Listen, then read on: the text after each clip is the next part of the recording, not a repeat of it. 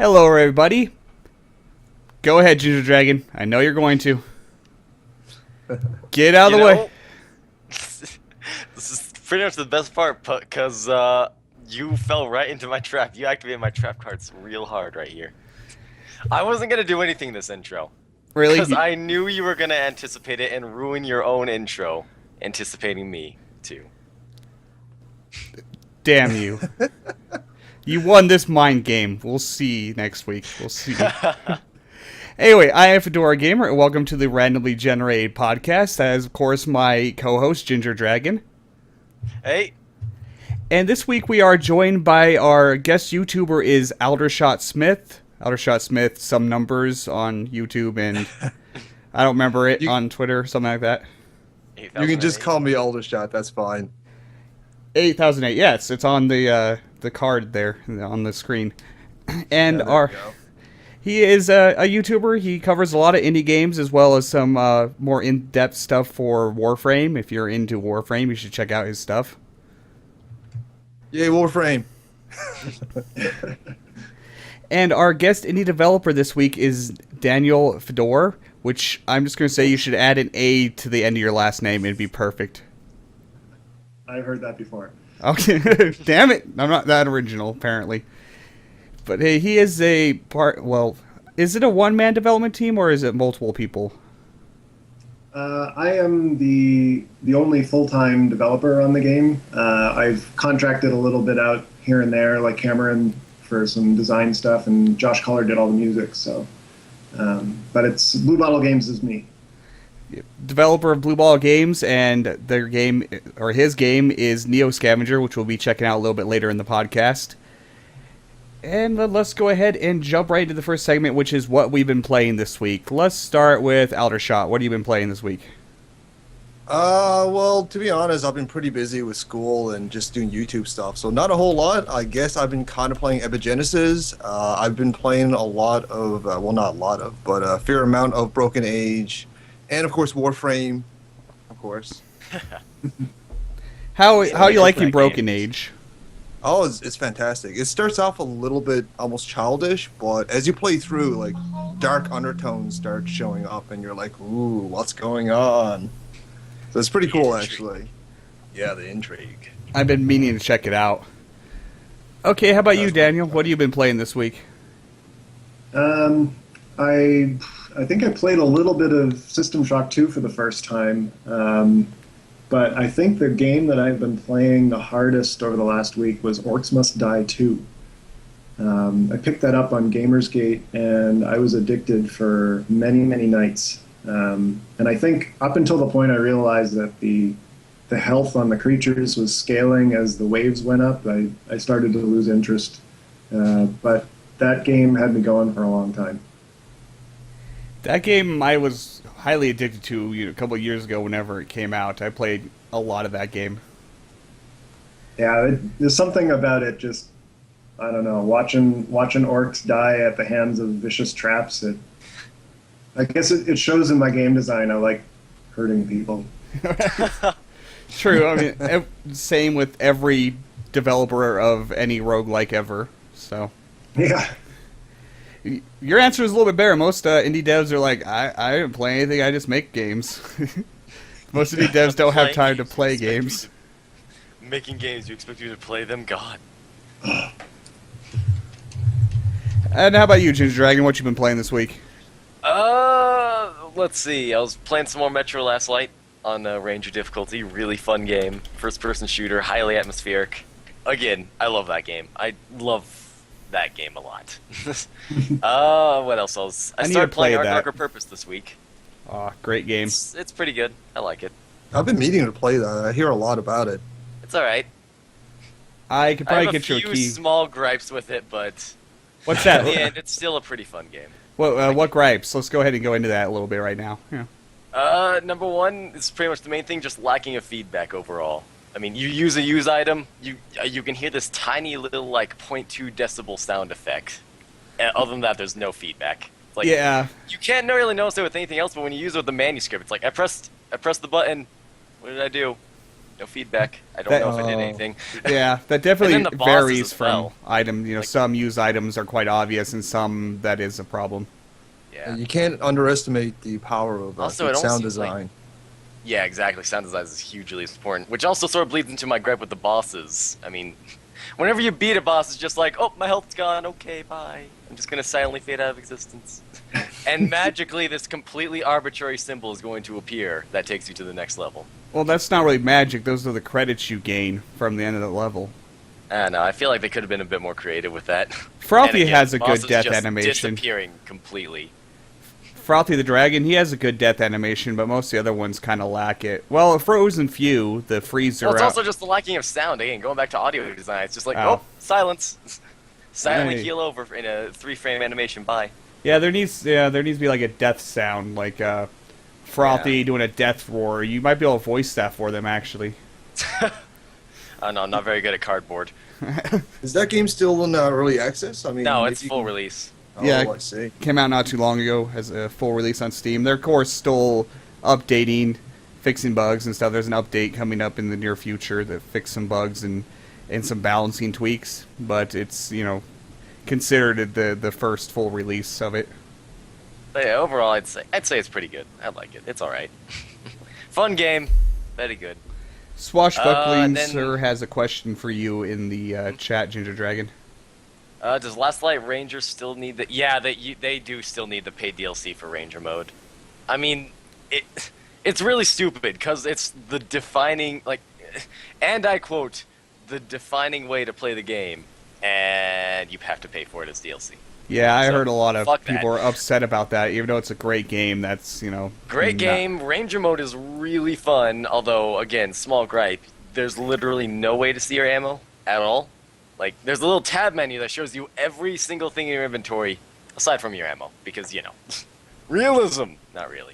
Count your bullets. Gotta keep it in your head. Yeah, you gotta count it and keep it in your head, because the only time you can see them is in in towns and villages. That's it. That's kind of Oh, crazy. so- Yeah. And then there's one more. That's right. Last night I took a trip down Nostalgia Lane and started playing some Metroid Prime. Classic. Very. It's the well-regarded first-person series of games in the Metroid game series. Okay, I as remember. for- That's good. yeah, God, I miss Metroid games. It's been so long since I've played one. Well, no, Swashbuckling, sir, here's the thing, is that the tab shows you everything. Like, it shows... It's how you look at your stuff. It shows you your guns, the attachments on your guns, shows you the, shows you how many not throwing knives, grenades. It's your inventory system. You can't do anything in it because you're busy looking at your inventory, so naturally you should be able to see your bullets there too, I would think. Yeah, You can see your pre-war bullets. Why can't you see your normal ones? I would, you know, it kind of makes sense for, you know, hardcore mode or whatever you call it, the Ranger Yeah, mode, no. to not show It them on the shouldn't show your HUD. bullets anywhere other than that tab menu. Because Yeah. that tab menu shows you everything else you have. Okay, as for me, what have I been playing? At the third week in a row, I'm going to say Dungeons of Dreadmore, because I haven't managed to beat it yet. And really only played that for like a couple hours this week, but I'm still working on a game I've been having going forever on that to try to actually beat that game. Roguelikes, I love roguelikes. And I've been playing a hell of a lot of Loadout, which is kind that of... game's fun. Yeah, it's crazy fun. I've been meaning to cover it. I just haven't had the time. It looks really good. And I'm not usually into free-to-play games. I'm usually very against free-to-play business models. A little less so when it comes to like digital CCGs, because that's just kind of the nature of the genre. But for the most part, I'm very critical of free-to-play games, and yeah, I don't give a shit. That game's fun. I can understand that, but compared to some of the $60 AAA games that's still charging you microtransactions, I think free-to-play is pretty ethical in comparison to that. Yeah. It can be, but there's only a handful of games that I would say have done free-to-play right, that aren't extremely with that. abusive and exploitive. And Loadout is actually one of them that I will say does it right. The Space Bucks is what the premium currency is called. The things you can buy with Space Bucks are all cosmetic and like animations, you know, taunts. There's actually a twerk taunt. It's kind of horrible / amazing. Is that on Helga? Yes.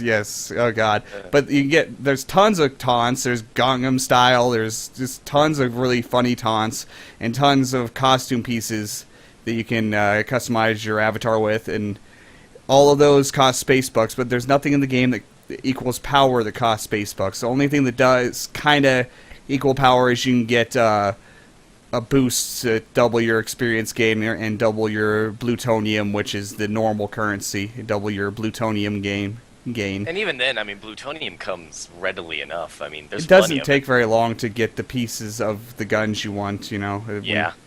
2 or 3 games, you're going to buy another piece, and, you know, it doesn't ever feel slow. It doesn't feel extremely quick gaining it, but it feels about right at the gain rate, you know. So they did free to play really well and very ethically, and I commend them for that. And I'll probably throw money at them for just that very reason at some point. Game's fun, crazy, over the top. Let's see. Swashbuckling is mentioning something about some of the upgrades that still feel kind of pay to winny for that game. For what? For loadout? Loadout, yeah. What's I that? haven't played it, so I don't know. burn stuff.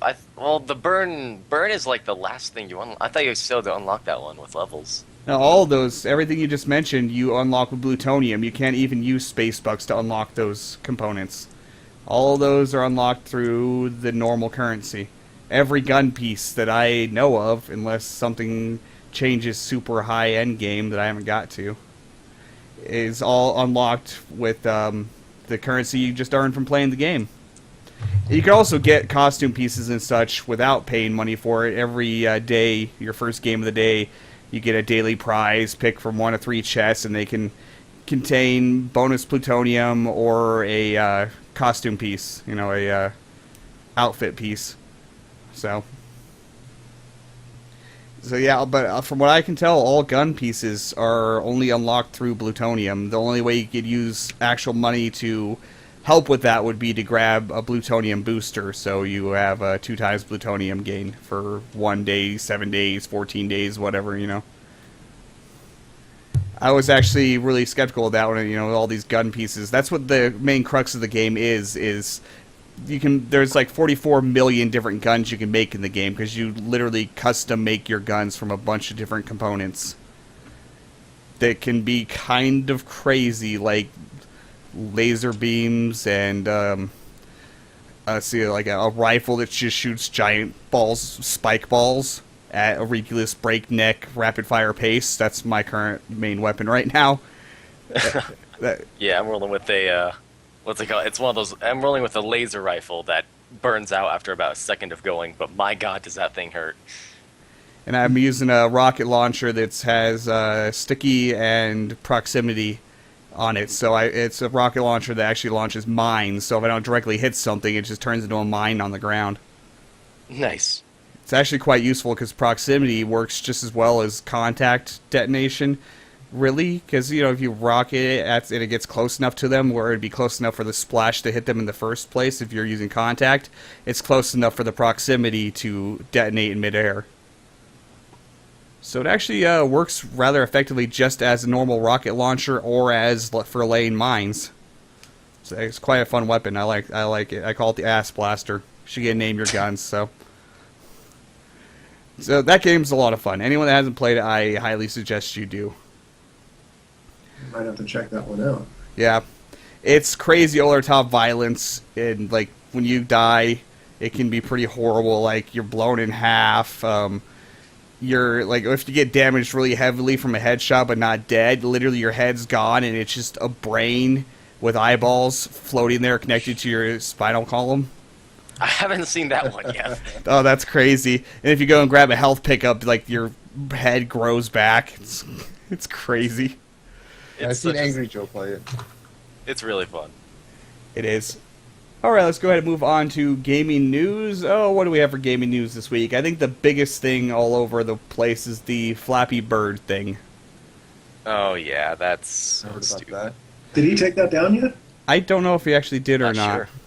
I just checked Kotaku. It's gone. Oh wow! In There Kotaku's was horrible It was funny that articles. he was doing it for promotional reasons, and I was wondering if that was the case or not. Wow, it's what cynical officially people. When he's sick of the abuse and says he's going to take his game down, people then try to claim he's just doing it for publicity.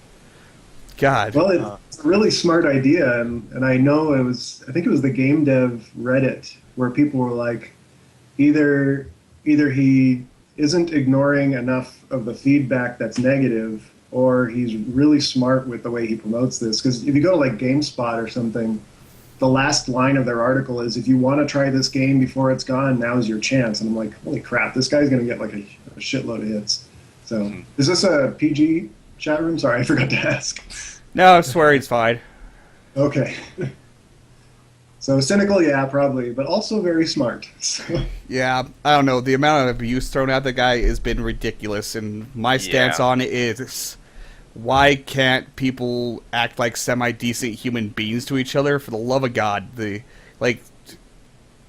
are some examples that people took of things that people were tweeting at him, and did a screenshot of it. It's just fucking horrible. Okay. This is my stance on it when it comes to creators of any kind, when it comes to YouTubers or game developers. A person can make a bad game, and it's fine to say the game is bad, but that does not warrant personal attacks on somebody. That just makes you a complete other goddamn scumbag.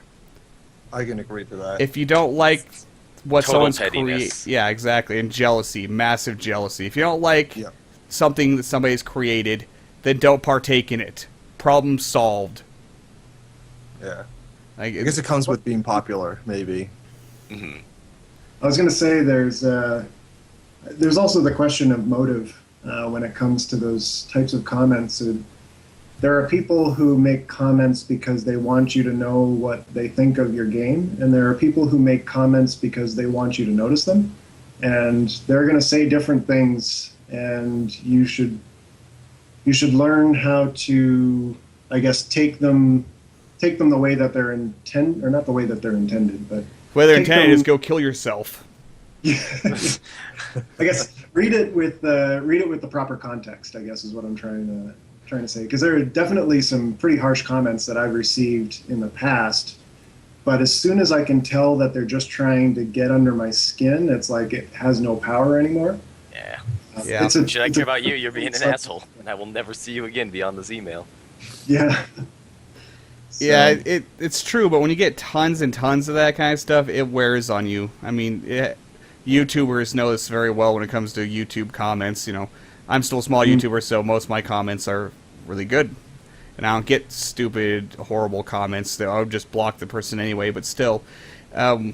That's the easiest answer, is like just ignore it, or you have to have thick skin to do anything on the internet, but it gets to ridiculous extremes. Like PewDiePie. The amount of hate that's thrown at that guy on a daily basis, I don't think I could do what he does, like be in that position. I think it would. Let's try to talk a little bit here. I can ignore stuff for the most part, but just the sheer volume of it, I think, would probably get to me after a while. And my opinion is the same with like PewDiePie. I don't particularly like his videos, so I don't watch them. Problem solved. There you go. I don't need to tell him to kill himself. Because I'm surprising how jealous. simple that is. Yeah. And really it just comes from jealousy, that they're jealous of his success. And I admittedly am jealous of his success. Would I like to be as successful as him as a YouTuber? Hell yes. But that doesn't mean I'm going to tell him to go kill himself.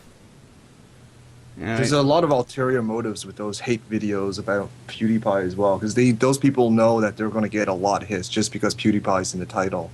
Controversy is a big pusher of eyeballs. Absolutely. Yeah. And that's what a lot of this is, especially with the Flappy Bird thing, is constructed controversy to get traffic. A lot on Kotaku's part. Yeah. Yeah. I just say to griefing in games, though, like in my mind, the hate messages on social networks are just griefing in a different game. Very good Yeah, point. basically. Their pleasure comes from getting people to notice and react to something they've done. They're just playing the social media game instead of Call of Duty or whatever game. Yeah. That's a good point as well. Yeah. And they always have the anonymity, and you can't find me, you can't see me, you don't know who I am shield. There's the good old internet theory of normal person plus internet anonymity equals asshat. There's a name for that, isn't there? There is. It's very technical and like a therapist smart sounding, and I can't remember the name of it. I was going to say something like the XKCD. There was I thought it was a comic, but I could be wrong. No, that wasn't. My memory's failing. So, The biggest advice I can give anyone that's about to leave a nasty message like that is if you're complaining about something that someone has created, unless you can do better yourself, shut the fuck up. And There goes the whole PG podcast. Yeah, pretty much. Like if you're about to talk shit to a YouTuber about his video, unless you can do better, shut up. If you're about to talk crap about an indie dev's game, shut up unless you can make a better game yourself. Like literally all these people. I'm not sure I agree with that statement, because with that statement you basically just say fuck criticism. No, I said it's fine to say a game is bad. I'm talking about personal attacks against the developers. Well, I'm saying if there's personal attacks, you should just shut the fuck up anyway. It doesn't matter if you can make a better game or not. Yeah, well, that's just a good rule of thumb because everyone that sends these messages, all of them put together, don't even equal the talent of one developer that makes a fairly bad game.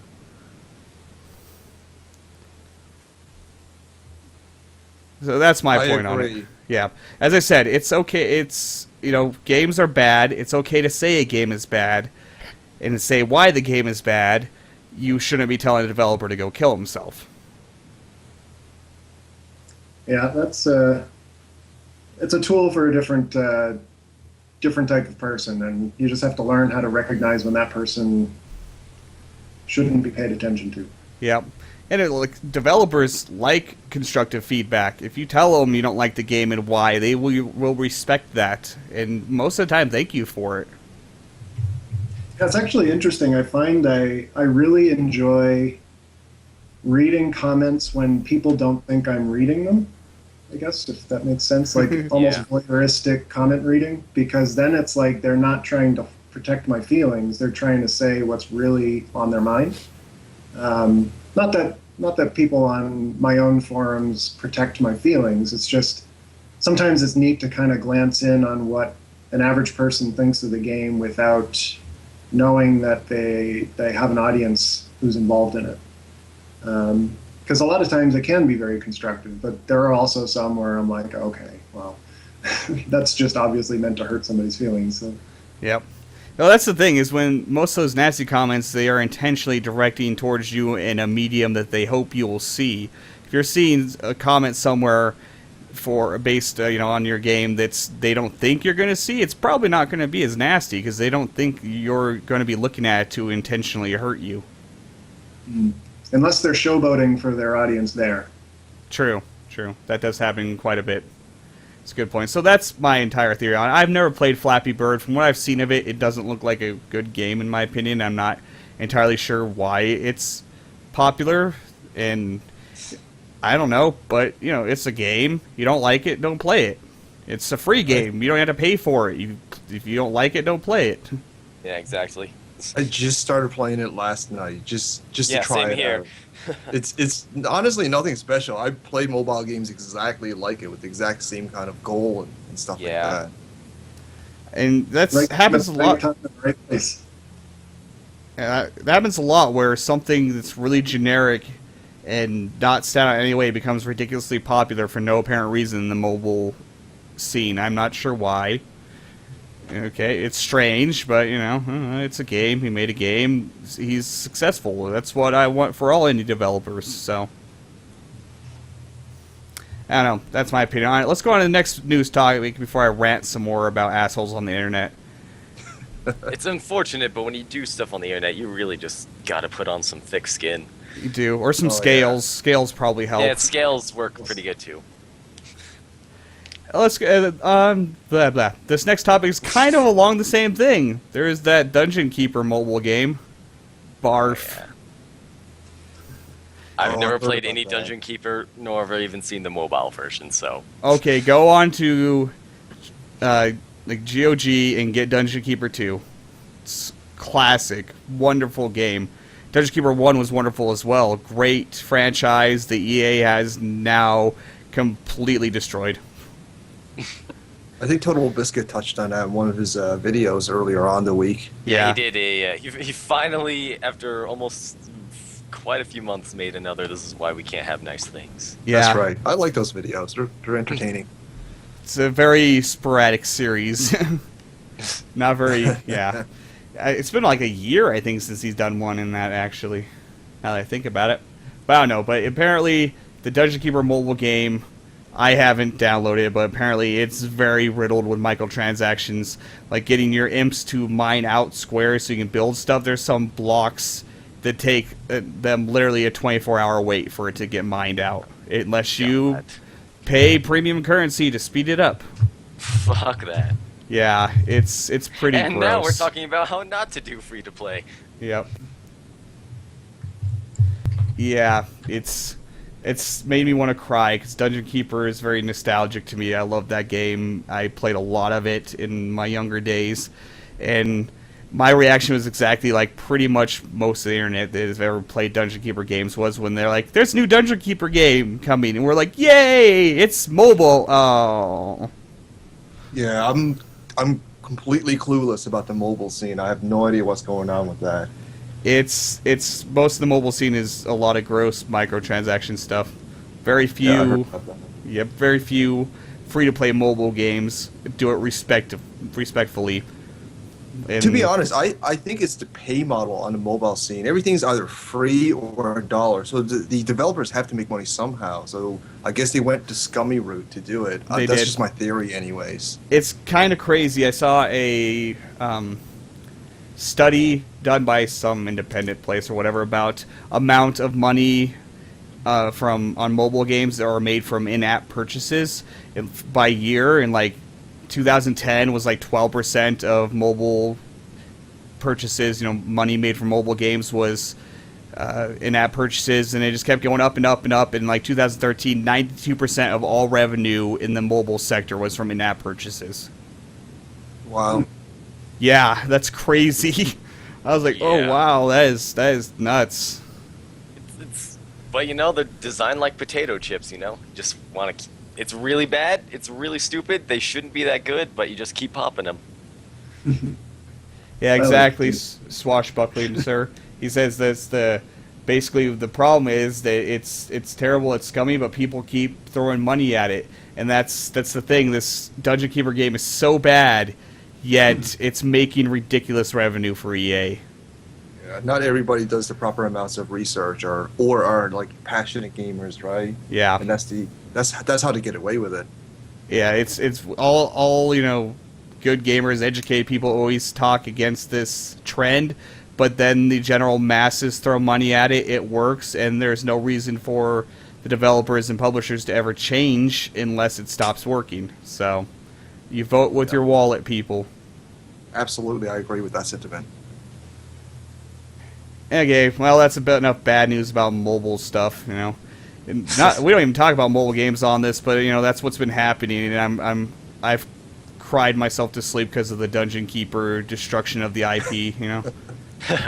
Not really, but hey, there is another bit of news. Ginger Dragon is actually using real editing software now. Yeah, even though I'm not doing anything special with it that I couldn't have already done in Windows Live. Get an intro and an outro, so you're actually doing something spiffy with it. I could have put an intro and outro in Windows Live. Oh god, Windows Live's so bad. I don't know how you use that. I opened it for 10 minutes once and just closed it and removed it from my computer. I use Because this. it does everything. I can get a video ready in about 8 clicks if it doesn't need any cutting. If it needs cutting, tack on an extra 4 clicks. Oh Hey, god. if it needs cutting, you just skip it half the time. There's some That's Terraria not, episodes. That's not Movie Maker, that's me. Yes, some of our Terraria episodes, there's like pre-recording talking as we get set up, and you forget to cut it off the episode. Also, one thing that I don't like about this new thing is that it doesn't do it doesn't automatically audio duck, I think it's called for me. Do what? Like the thing where like when one audio track gets quieter, the other one gets louder. Live Movie Maker does that automatically. You just have to tell it which audio track you want it to do. Huh. I never Whereas knew that freaking Sony existed. Studio, it's just like, oh god, how do I do this? Oh, You well, like do shit in Audacity. Oh no. Or you could, just do the sliders manually. It's not very hard. Yeah, that's why I just ended up having to like remove them and creating an extra audio track for all the stuff that I wanted to make louder. Yeah, It's not much harder, but again, it's a lot easier in Live Movie Maker, where it's just like, I want to emphasize music. Boom, there you go. Oh yeah, I do remember that from the Movie Maker, and it is kind of a nice feature that I don't think is. Yeah, I mean, if you're not doing most. anything fancy, then Movie Maker's fucking amazing. It's fast, it's easy. The only problem is that you can't render with your GPU. That's Yeah, it. so it renders slow, and doesn't it have really limited rendering settings? Not necessarily. Hang on, let me boot it up here. You can render Actually, in a surprisingly 1080. wide amount. Huh? You can render in 1080 with the Movie Maker. Yeah. I use it specifically for cutting. That's about it. Then I throw into Vegas Plus. Yeah, exactly. The cutting is nice, quick, and easy. It is, I have to say. I don't know. I'm personally just And I mean, again, that's all I do for my videos. I audio balance and then I cut. There you go. Those things are really easy to do in Movie Maker. Stupid easy, honestly. I'm You just can cut in using Sony- Vegas. Sorry, go ahead. You can cut in Sony Vegas, but I find it just like 3 more steps than if you were to do in Movie Maker, and that's why I like doing in Movie Maker. I don't believe so. Swashbuckling. I don't know. I haven't used. I opened it for 10 minutes once and removed it from my computer. Oh, we're well aware of that fact by now. Yes, but you're using the exact same software I am, which is like low-end Vegas. That's a few versions behind. That's like $30 on Amazon right now, and it has the limitations being the lower end of Vegas, like a limitation of maximum of 12 tracks, which I have only once ever needed more than 12 tracks, and that was when making my new trailer, and then I just rendered out what I had and added more on top of it, the rendered video. So. But yeah, when it comes to rendering in Movie Maker, you can only set the width, height, bitrate, and frame rate. Yeah. That's it. And the low-end audio Vegas format. that we both use has more limited render options than full-out Vegas does as well. But, right now I'm just using it until OpenShot releases in at least beta form, which is open-source video editing software that's a Linux program that got kickstarted to be ported and improved to Mac and Mac and Windows. That looks really awesome. Open source, free, all that. So hopefully in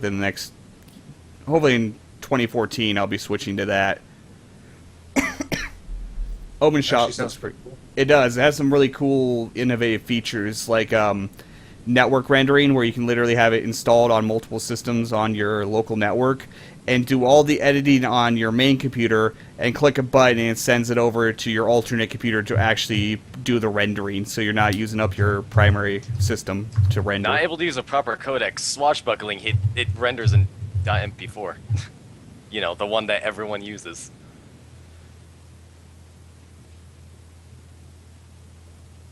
Hey, Jens. And Sorry, I was like, I don't know. I'm not a codec nerd, so I just use MP4. all I know is .mp4, .wmb, and .mp3. That's it. Yeah. That's all you need to know, really.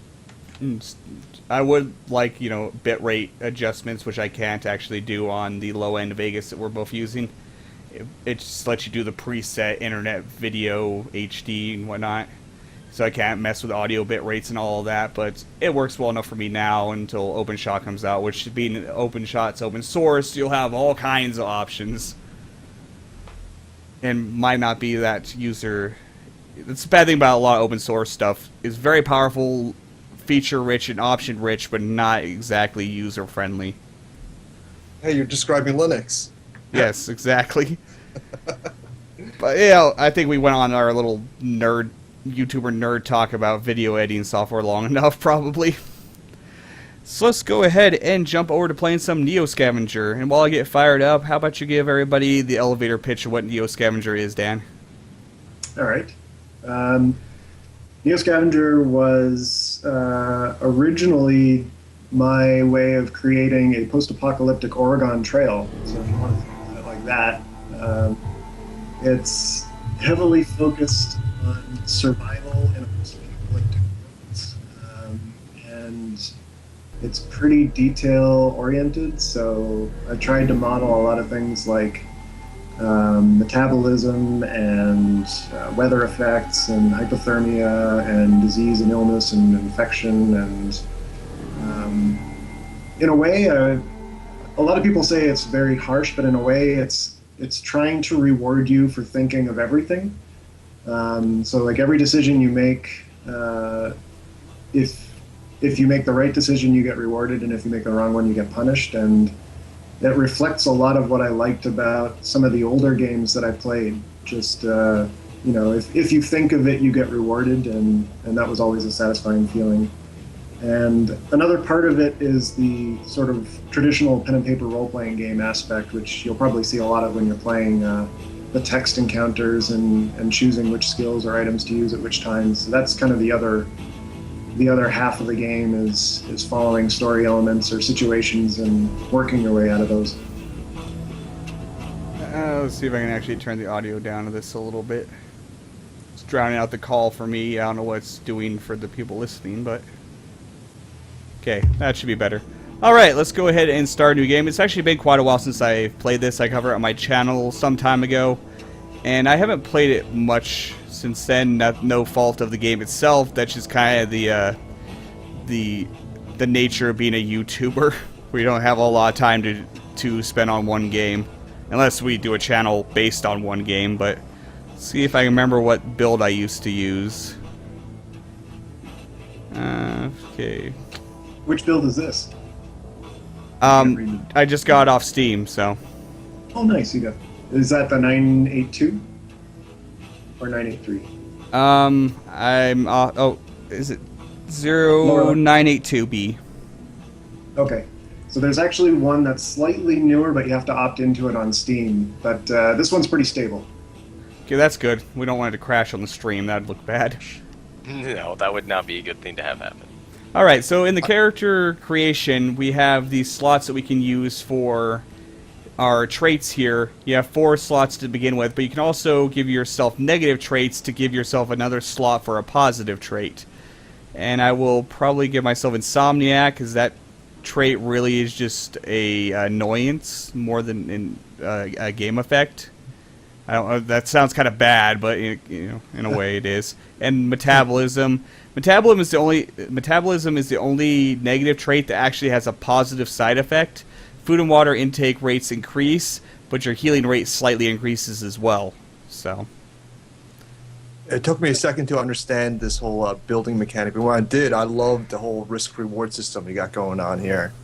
This is definitely borrowed heavily from GURPS, the pen and paper game, and Fallout, sort of, since Fallout was based on GURPS as well. But yeah, like trading bad for good, I thought was one of the cooler things in some of the older role-playing games. let's see. I don't remember what I used to. I watched a video that said like a what's considered a really good starter build. I remember some of it. Botany, that's in there. That's good, so you don't kill yourself with poison mushrooms. Trapping, I think, even though I never actually did use it very much. So, okay, we'll go ahead and start a game now. You wake up in a cryo chamber in a post-apocalyptic world with a lot of nasty shit that wants to kill you. And this is pretty interesting because you have a lot of events that you have some options, and the skills that you have or the traits that you have can give you optional choices that you wouldn't have without those. And right now there's something coming down the hallway that probably wants to eat us. And if you don't have any of these any of the traits that help you here, you can just jump out the window, which I believe usually you get cut doing so. But we'll use Botany, and we'll get one of these giant wolf guys here and use Botany in a certain type of plant. What is it here? What is the plant name? I think it's the same thing that castor oil is made from, but I forget the name of the species. Yeah. Ricinus cuminus? Ricinus cuminus. Anyway, it's kind of plant that's toxic and animals don't like the smell of, so you rub it all over yourself and the wolf leaves you alone. The wolf man creature. And now Got it. Search console for records. You can try to figure out who you are. Yours is no data, no data. And we'll just leave our little cryo chamber now, and we're out into the world. And a little bit of tutorial stuff. And it's hex-based, turn-based, very roguelike-y, which I love. Permadeath, of course, being a roguelike. And this game will kill you over and over and over again. First order of business is to find clothing, because we are in a hospital gown with our cheeks flapping in the wind, and we'll freeze to death come nighttime. So we gotta look around for stuff to scavenge. Found our first... Or you could go back to the facility. That's what I'm doing right now. Yeah, you can, and it's a good idea to do that for your first night at least. Use that as your camp. I usually find some items in there as well, if I don't find a Wolfman. Well, the Wolfman thing happens every new game. I examine the vent. Yep, it's a vent. So you don't know who you are. There is a hospital bracelet on your arm that reads Philip Kenrid, which is the only clue you have at the beginning of the game. You don't know what's happened to the world. It's a different kind of post-apocalyptic. It's not just like sci-fi post-apocalyptic. It's a lot of like mythical stuff has just invaded the world as well.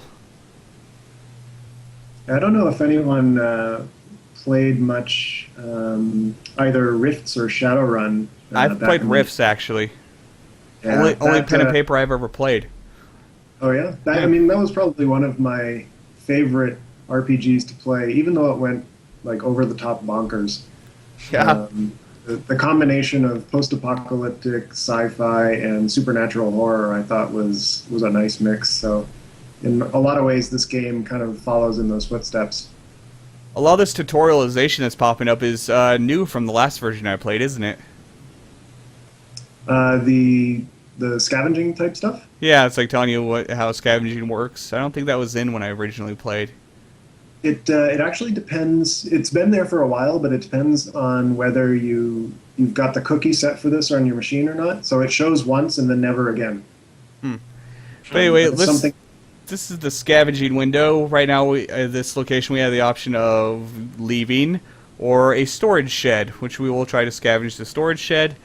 And then you can use different abilities and items to help improve your scavenging. You have a loot meter here, a safety, which if your safety gets low, you might get a building collapse on you, and sneak, which is how much noise you're going to make, which is going to attract nearby enemies.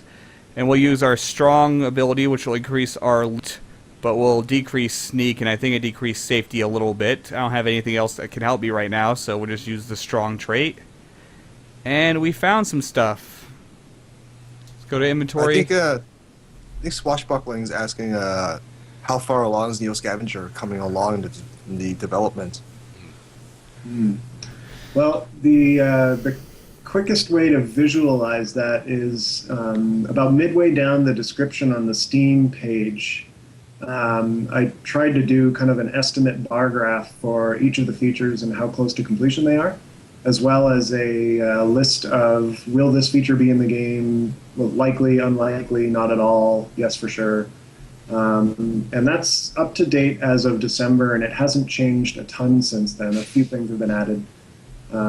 But like grand scheme of things, it's like 90% of the way there, except for story, which is probably one of the things that still needs the most work. The story runs out before most people die.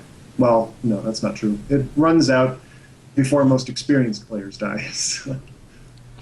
And we got some clothing. It's the item system is very realistic. Like right now, to actually carry stuff, the only thing I have to carry things in are my hands.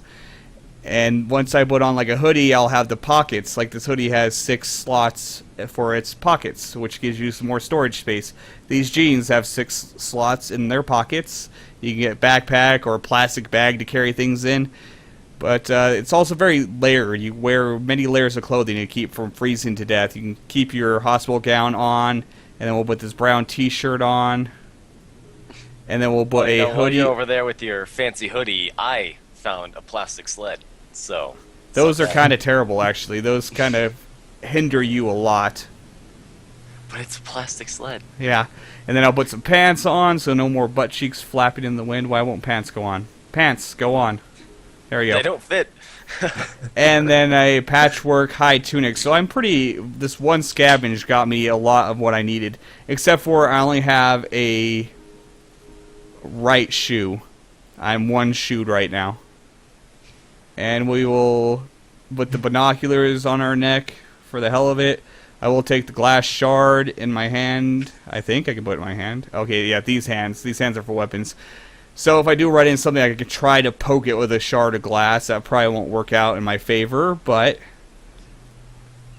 Here's some more scavenging. This game's a lot about scavenger, which is why it's called... Or about scavenging, which is why it's called Neo Scavenger. I like Okay. how you're just wearing one boot. That's very fashionable. Yes.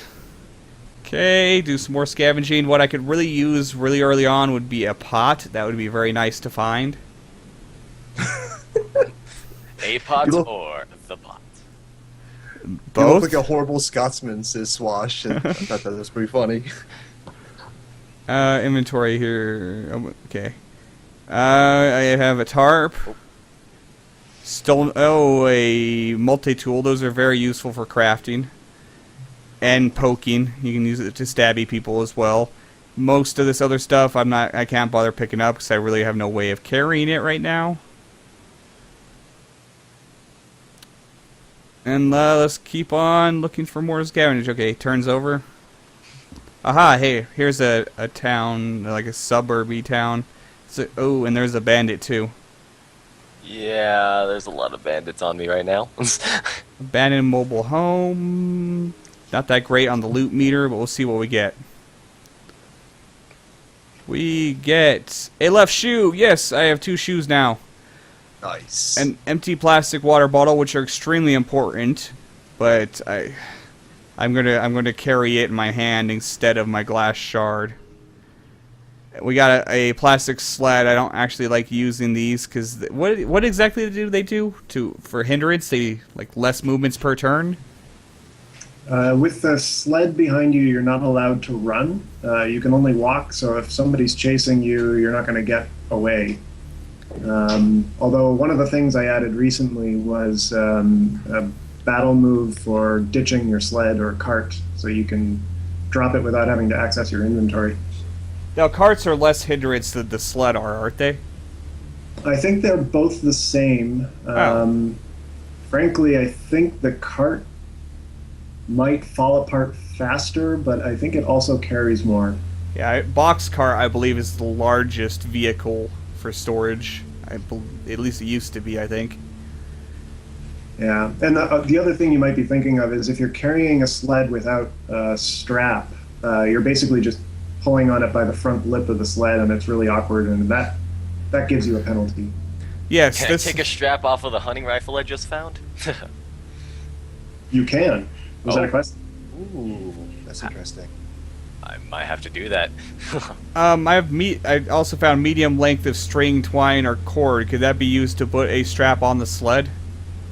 That should do it. I think it might take 2, but yeah, it's 1 or 2 on the sled. There's like 4 of them, I think, on there. The text is kind of small on the counter there, so I can't really tell. Let's go to the crafting window and try it here. If I remember where crafting is. Crafting. Okay, we are going to put in the sled, put in the cord, and... No?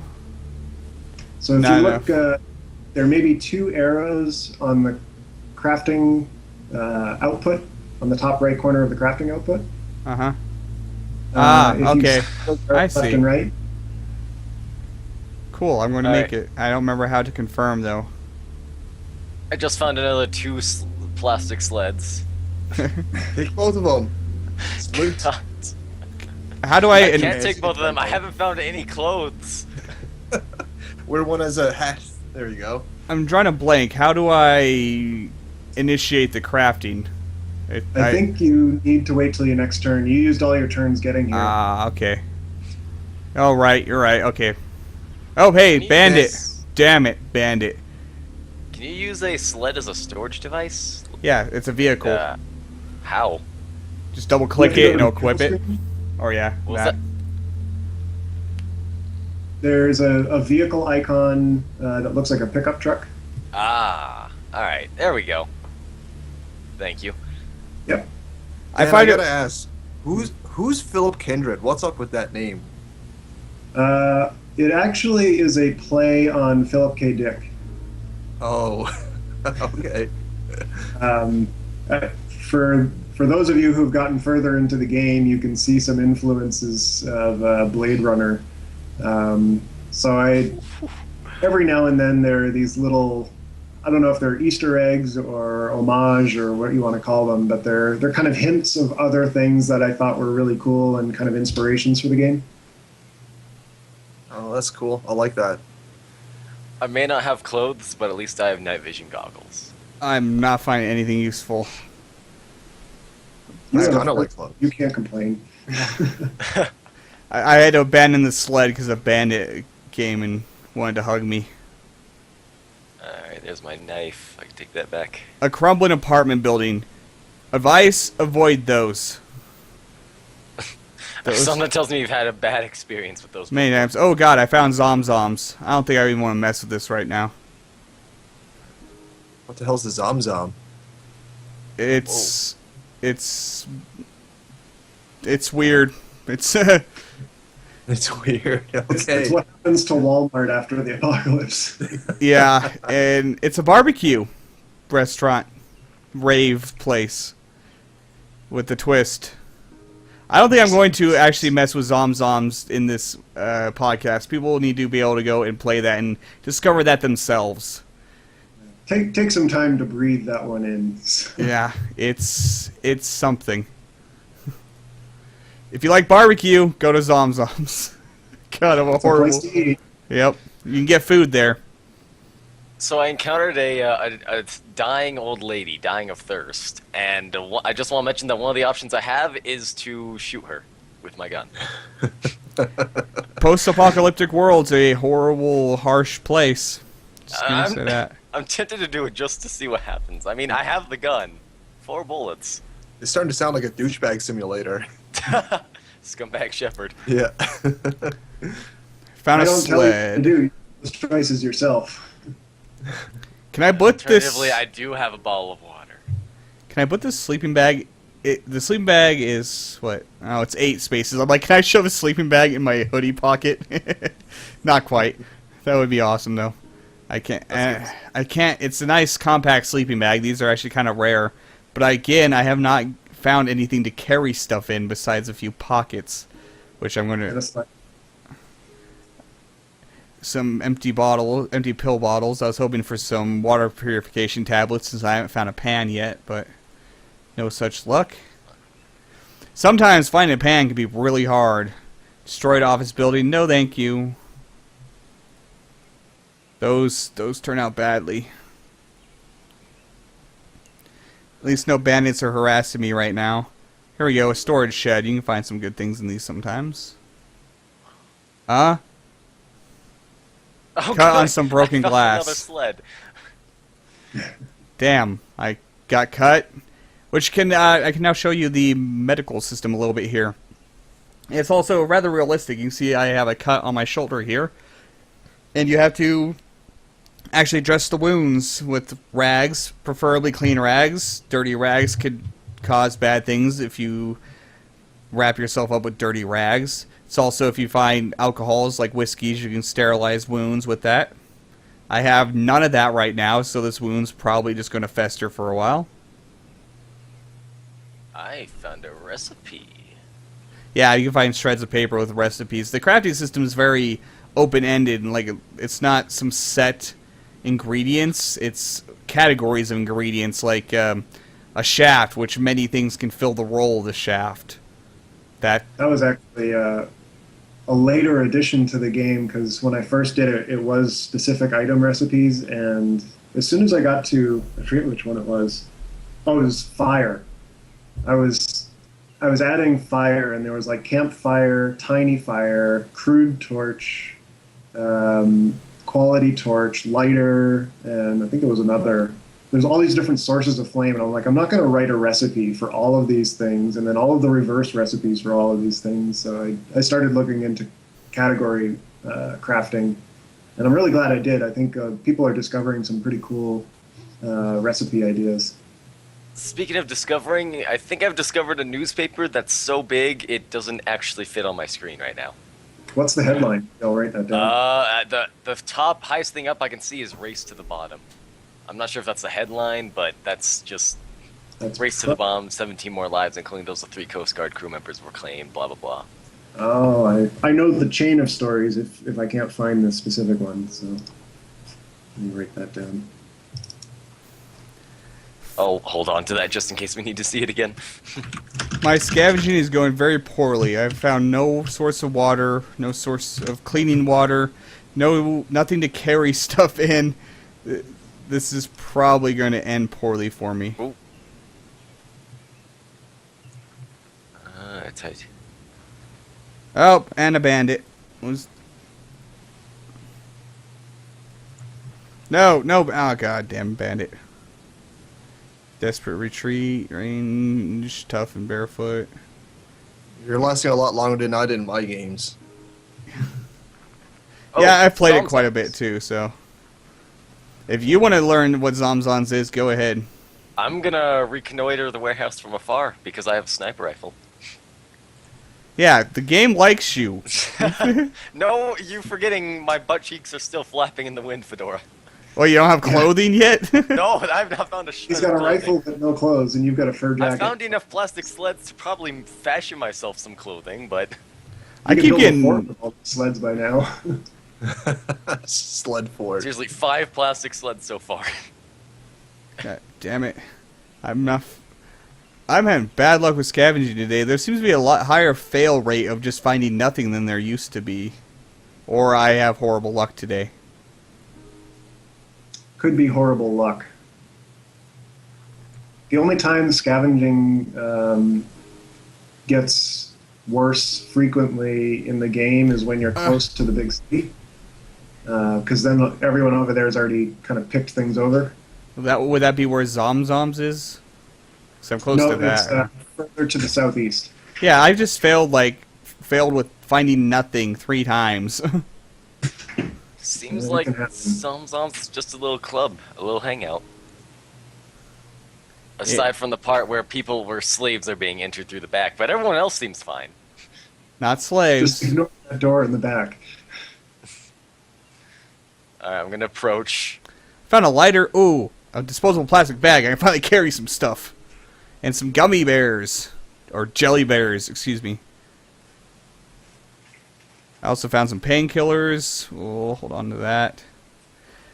Dang it, my hoodie pockets always vanish when I pick something up because of having a coat over top of the hoodie.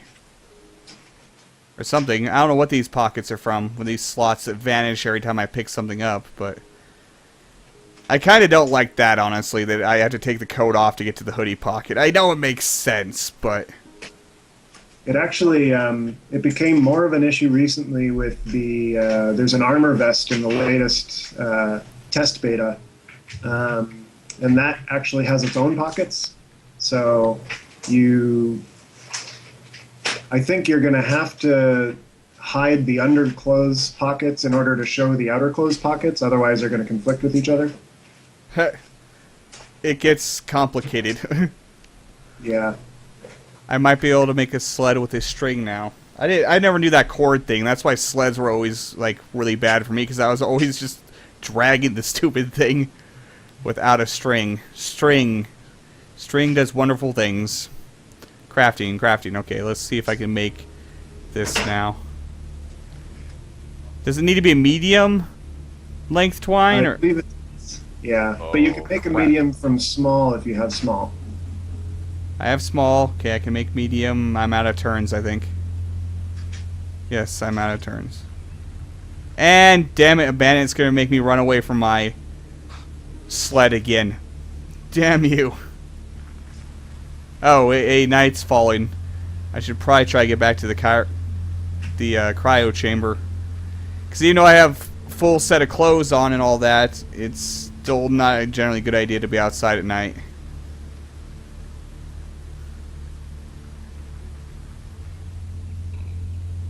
Looks like that bandit had a a sled he was pulling too, huh? Yeah.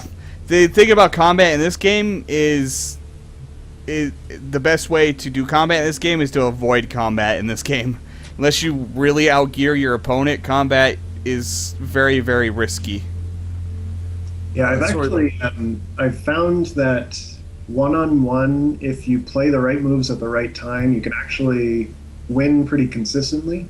But anytime you're outnumbered, or even if there's like an unlucky hit, things can go south really quickly.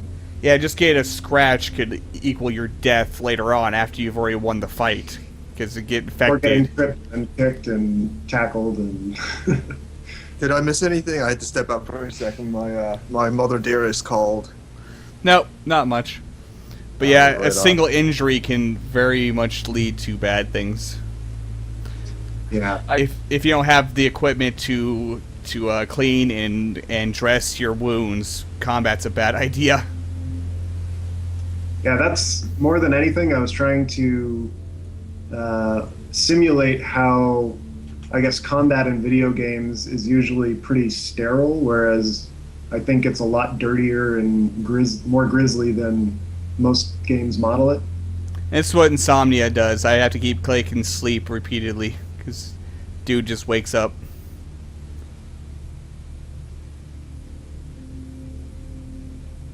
Yes, he had trouble falling asleep. Go to sleep already. Damn it. This is I like really gotta play this game my more. life It's, simulator right now. There we go. Did I search this place? Oh. Let's see. You spot a small group huddled in a dark corner. Smart folk have found protection in numbers. Behind walls, this family looks to be outcast. Their enclave, likely overflowing, made all the families draw straws. It's a terrible world, it really is. Or maybe Yeah, the father crossed the wrong person. The man's got that hangdog look about him. Okay, so what do I do with this family? At any rate, a family in their own wasteland doesn't last long. Except for you're expected to last long by yourself. He's pleading for a weapon, anything, wants a chance. You found a meat cleaver not long ago. Maybe that will help. I don't have a meat cleaver. Games fabricate items for this. All of the random encounters, they give you 3 or 4 choices each, and in order for everybody to be able to have all 3 choices, Cameron and I set them up so that if it requires an item, you've just found it in the span of that encounter. Okay, yeah, why not? Give him the meat cleaver. That's your good deed for the year. Trade them the cleaver for some food. They aren't going to make it. Whichever way fate casts the dice, leave them to it. Or they're goners, but they got some food though. Threaten the man. Hand over your food. I'm going to threaten him. Let's play being an asshole. That tends to work out better, honestly. We got some water. How to put water in bottle? I don't remember. There we go. This is an interesting place, this Zomzoms. Here's a pro tip. You don't... Yeah, I told you. You need to experience that. Here's a pro tip. You don't want to drink unpurified water unless you absolutely have to, which I'm getting close to that point. But it's hard to tell when you just find water from like this random encounter. It's just a water droplet. If you put it in a bottle and the bottle's value is $1.25, that's unpurified water. If the bottle's value is $6, that's purified water. Even though it doesn't say it in the item description or give you any real hint at that, you can tell by the item value. I'm going to take the meat cleaver. That seems like a useful idea. I got some canned food. I have a can of corn that has a Twinkie inside of it. Okay. Creamy crumb, not corn. Creamy crumb. What the hell is creamy crumb? I don't know, I made it up. Okay. I'm going to empty it out and just take the Twinkie instead of the can. And I have a creamy crumb unopened can. How do you open cans? You just put it in your hand, and anything that's inside will be accessible. Ah, Why can't I put this in my bag? The bag vanishes when I try to pick it up. That's strange. Yeah, if you're watching the stream, you'll see it here in a minute. The stream's about a minute behind. The can... Oh, sorry, you can't put the soup directly in the bag because it's just a pile of slop. Oh, this is uncanned soup. That was meant to be in the can, but the Twinkie got there first somehow. Okay. Okay, well, I put the soup back in the can, and I'll take the can. The Twinkie beat the soup to its own can. That's that wonderful. Sounds like a bug in the treasure systems. Bug finding, always fun. I'll scavenge, because I am in dire need of stuff. God, no, I don't want a destroyed building. That's likely to fall on my head. I did find a small typo during the Zomzoms event. Okay, what is it? Your companion stops alongside tall robot, reminiscent of a farm combine. I feel like there should be an A in between alongside and tall. I'll write that down. Thanks. No problem. Hey, wait, what am I doing? Yeah, scavenging. Once I have turns to scavenge with. Okay, give me useful stuff. I did pick up a lighter, which is a very useful item. You can actually use it in your scavenging as a light source, which will increase your loot gain. It also makes you less sneaky, because there's light shining around inside the building. What did I find? What did I find? I found some water and a bottle to put it in. And it's unpurified still, and I am parched, so this is getting pretty dire. I did find another disposable bag, which I can actually... You can have two backpacks or bags at one time. One on your shoulder slot and one on one of your hand slots. So you have one hand holding a weapon, one hand holding another bag. So when you have two backpacks, that's really useful. I'll just throw my multi-tool in my new bag here. The multi-tool is very useful for crafting because a lot of recipes, it fills a lot of different categories when it comes to crafting.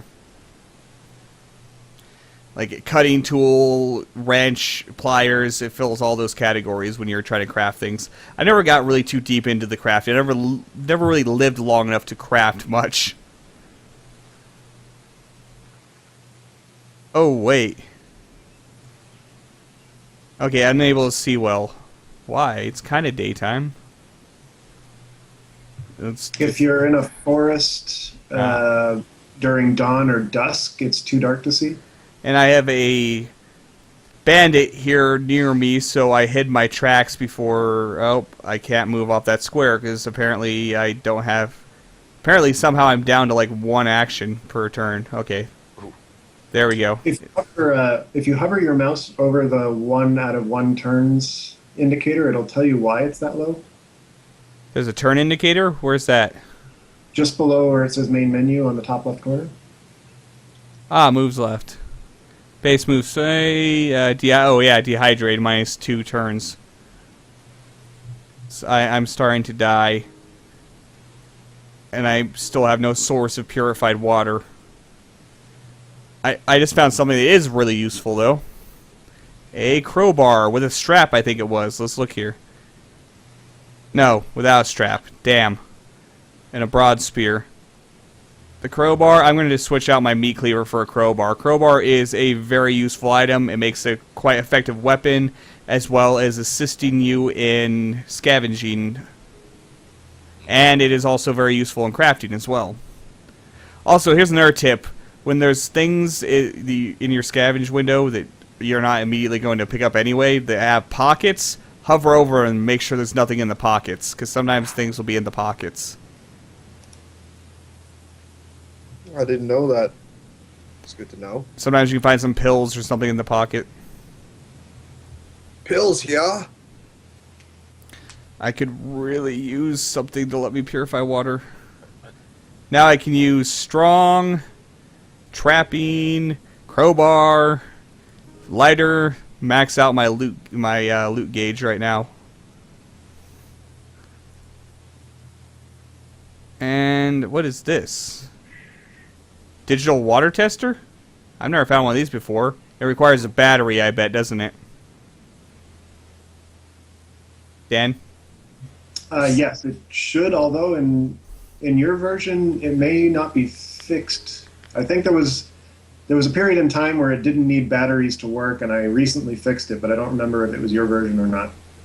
Okay, how do you use it? Just in the crafting menu? Yeah. And like add water and it to the crafting table here? I think so. You should get like a question mark water as a result until you click confirm, and then you'll see what it is. Yeah. Except I can't because I'm out of turns. Damn it. Okay, let's try this again. Damn. See, now this just helps you avoid the this is for people that don't know the trick of just looking at the item value. What's that trick again? If a bottle of water's value is $1.25, it's unpurified. If the bottle of water's value is $6, it is purified. Is that applicable across all items as far as quality is concerned? There's no other item that you need to care about if it's purified or not. You know, other items like clothing have a condition percentage listed on their item stats, so. Oh, okay. Right on. Things like the berries and the mushrooms, I think the price will vary depending on whether they've been identified or not, and you need the botany skill to do that. Which is very useful for finding food. Yeah. I forget if there's anything else like that. Actually, there is. Bullets and guns are also identified with the ranged skill, so without that, you end up with some bullets or some gun, and medicine is with the medic skill. So, only prescription drugs, though. Oh, I just No, go by the no. bottle, what the bottle's labeled. That might kill me eventually. Well, Yeah, if you what the names mean in real life, then you're probably safe with that, but first time you find them, sometimes players don't know. I'm Yeah. learning things. I only played the game for a few minutes myself. And that's It's a infected first water. teacher. Some water. Oh man, I got to load up in the water with water in this forest. Yeah, if you find somewhere with a stream on the tile, there'll be a water source. You can get all the water you want and fill up all your bottles. The problem is it's not purified. Edible berries, yes. Fud. What was I doing here? Both my... Oh, hey, one of my waters is actually sterilized. Really? Did I not pay attention to the value of the bottle, or is that trick gone now? It probably was fixed the same thing that the berries do, where if you haven't identified it, the price is lower. Oh, that was such a useful trick. Well, this water tester is really useful now then. How do I drink? Use. There you go. Click use. Okay, I'm slightly less dead now. Crafting suit.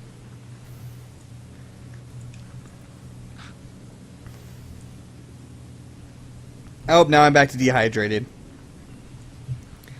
Even some ketchup packets would be useful. Those actually hydrate you a little bit.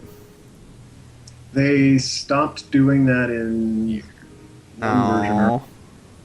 Somebody pointed out that they're very high in sodium and they shouldn't. And I was like, you're probably that makes True. sense. True. The soup should hydrate you a bit. Oh, okay. Eat. Use. That's really high in sodium, too. There's more sodium in soup than there is ketchup. It depends if it's Campbell's or not. Salt. So this water tester is actually really useful now, since you fixed that little trick of mine. I got another crowbar. Let's see which one has the higher condition. No, I don't want the one with condition 1%. I'll leave that one there. Oh, I should be grabbing these. Since I have lockpicking, I should be grabbing assortments of screws, washers, bolts, etc., etc. And that is one crafting recipe that's very useful that I have actually used many, many times. And I will go and use that here. Let's go to crafting, and you put in these piles of assorted screws, washers, resistors, pins, wires, sprockets, springs, etc. That's a long item name. And lockpicking skill into the crafting window. What am I missing? Wait, why is that not working? I think you need 8. How many do you have there? Oh, I have 7. Blech. Uh, Yeah, so you need 8. You can make a lockpick, which will help you a lot in getting more loot. Oh, not that button. Don't want to go to the menu. Okay, my water situation is still pretty dire. I found a cabin in the woods, though. You can find some really good stuff in those. Oh god, it's a wolf man. A wolf man. Dog man. These things are... Dog man, that's what they're called. These things are not friendly. These things will tear you apart. Run away! Please, My knife. run Oh away. no, I don't have my knife. Right. I cannot. Sprint away. Sprint away. They're also very fast and hard to get away from, and he's closing the gap on me. This I Uh, learned the hard way. Demand surrender. You're coughing up blood, bandit. Oh. no! Even if just sprinting, I can only just barely keep the distance from this guy. Sprint. Tackle the bandit. Come on. Desperate Yeah, retreat. suck it. I'm gonna do a desperate retreat, which is generally a bad idea, but okay, I got away from him. For now, we're into hide tracks. So hopefully he won't follow me and hide tracks some more. And I'm out of turns. He's following me! Oh. Oh boy. How do I warm up? Quick question.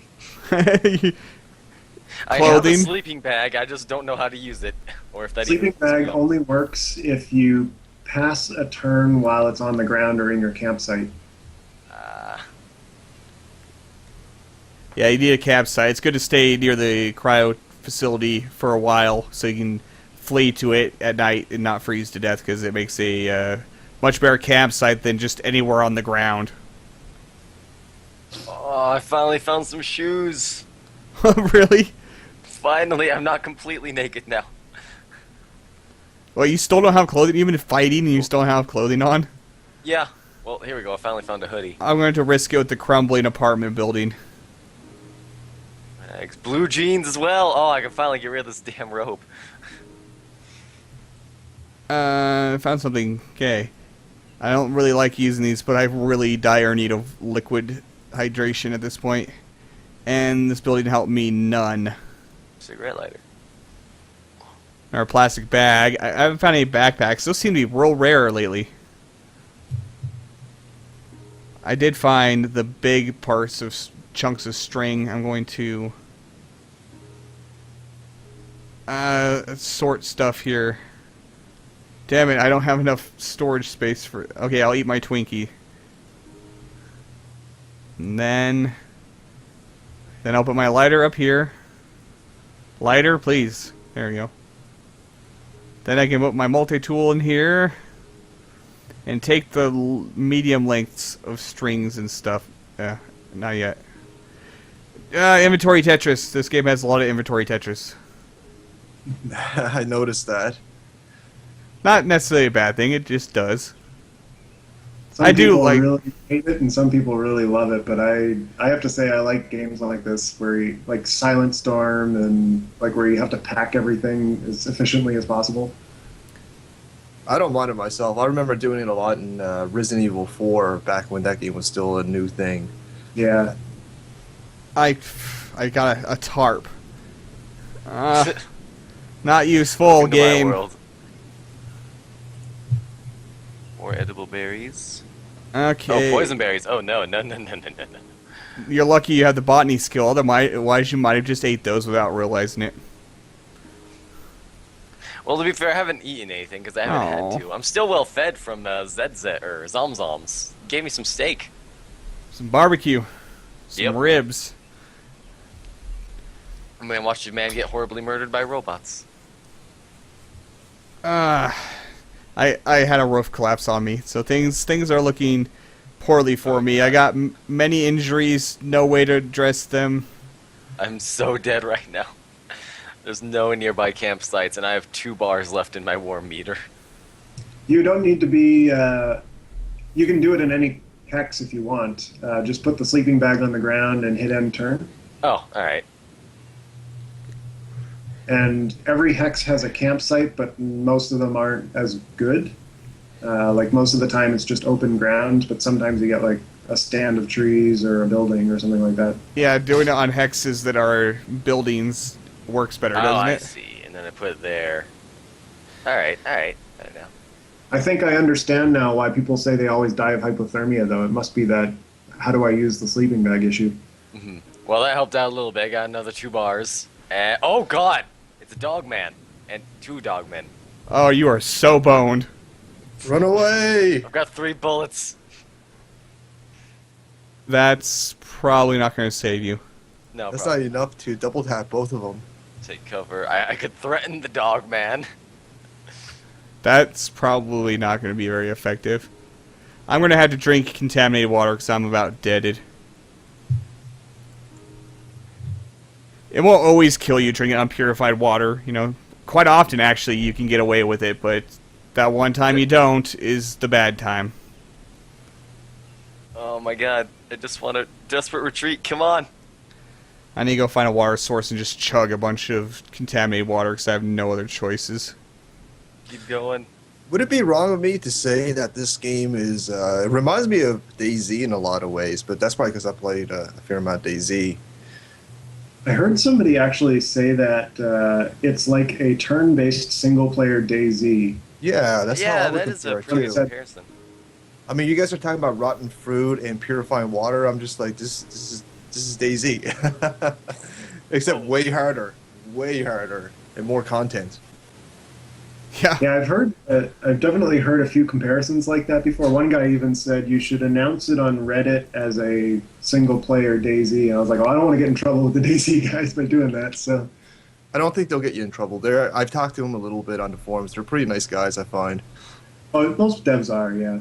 Yeah. Oh, I'm going to actually fight this guy so you guys can see what combat's like. I'm going to threaten him. I have a crowbar. He has bare fists, so... I may Yeah. have made the poor life choice decision of tackling the dogman. Did you succeed? I did, but then he hit me with the flurry of attacks. Uh-oh. It was either that or fall back. It was like, nope, that's... I'm that's outside just at not- night. This could be bad. Ooh. Temperature's going I don't down. have any more options. The game's not giving me any. It's hard to do anything at night. I'm just going to keep scavenging through the night. You don't need sleep. He's insomniac anyway. Player has died due to acute bleeding in the lungs. So basically, me and the dogman got into a stalemate. We were both just sitting there coughing up blood to see who died first.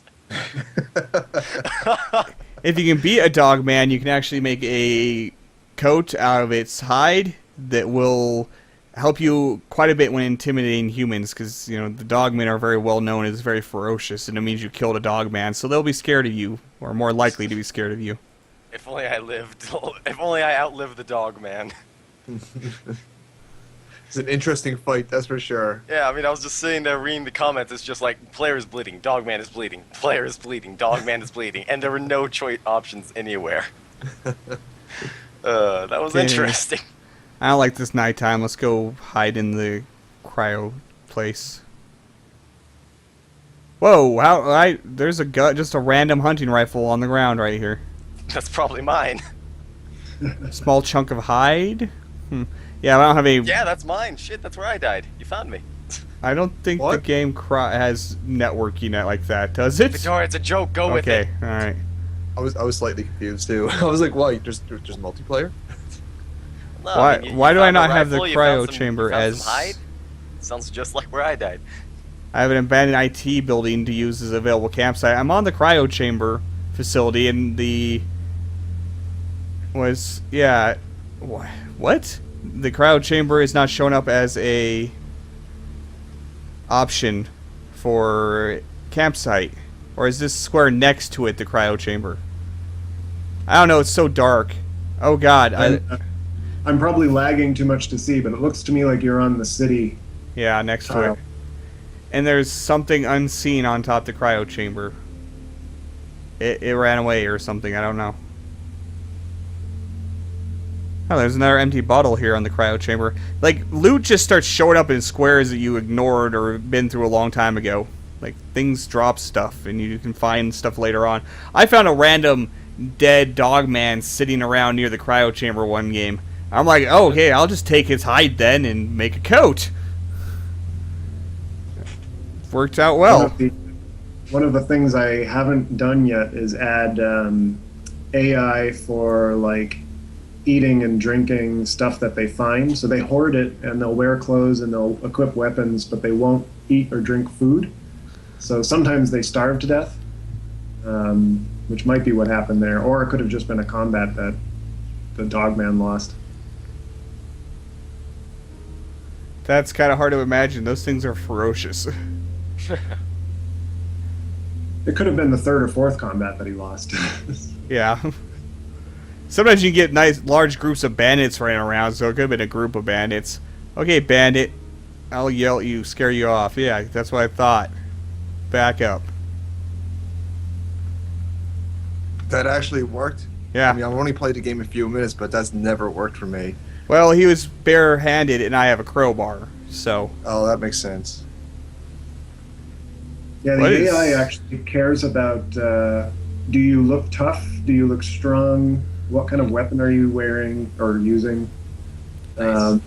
And certain things, like if you're barefoot or dragging a sled, it makes you less intimidating because you can't move as much. Or so the AI will make decisions based on how threatening you look overall, not just the weapon you're using.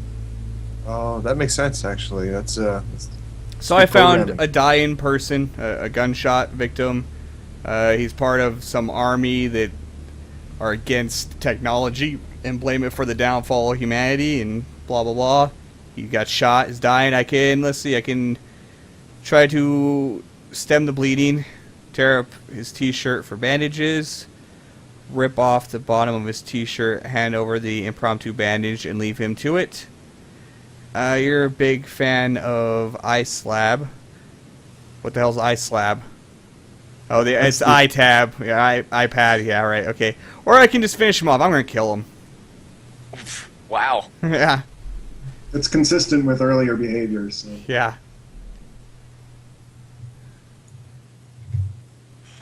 Alright, that's another I got blood all over my jeans. Oh. I was hoping that would involve loot coming from him. But there's not much on the ground here. Damn. There's no reward for killing him? The hell? That sucks. Sometimes crime pays, sometimes it doesn't. Hey, this has a good amount of stuff to scavenge from.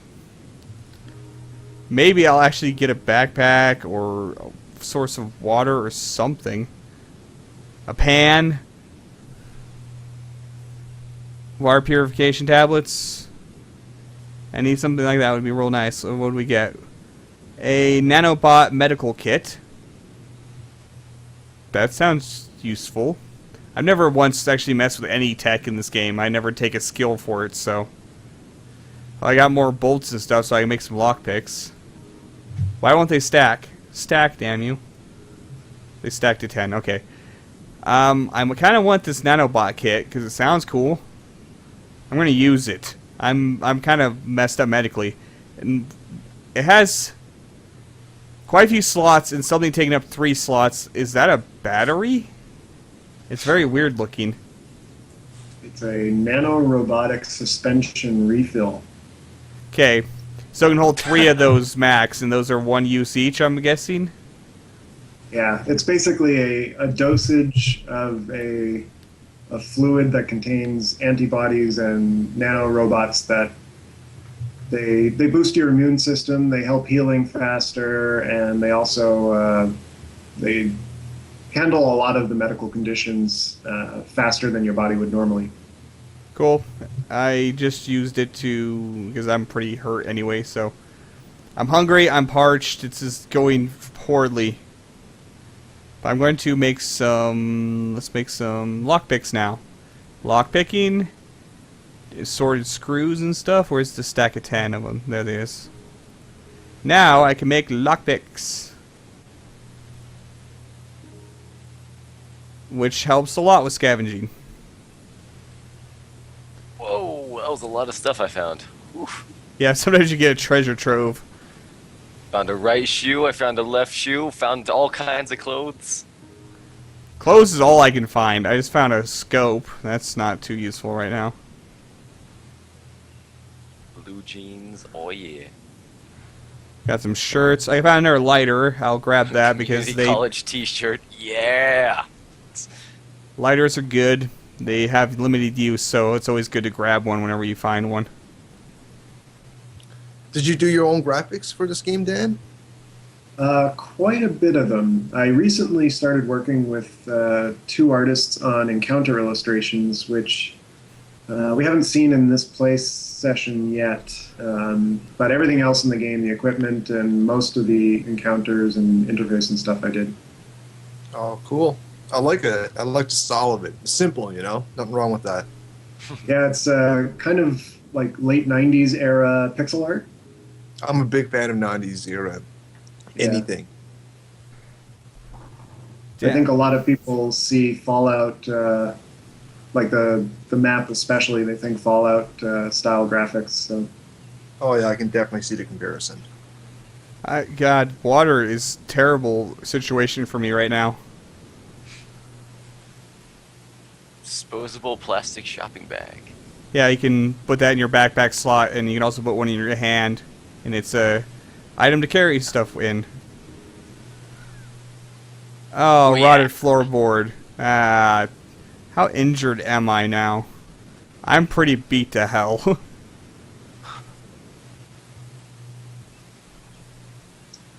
There's it looks like a couple lake tiles near you, Fedora. If you wanted to take water from those. Yeah, I'm trying to hopefully not have to drink unsafe water, but it's looking like I'm going to have to. But you also have a tin can, a lighter, and you could probably scavenge some twigs for flame. Oh, you can use tin can for purifying? I always thought I needed a pot. Damn. I think you can do one in a tin can. You just can't do three at a time. Oh, that's good to know. Those are a lot easier to find than pots are. Yeah. You can also do it in a whiskey bottle, but it'll break after one use. So. Makes sense.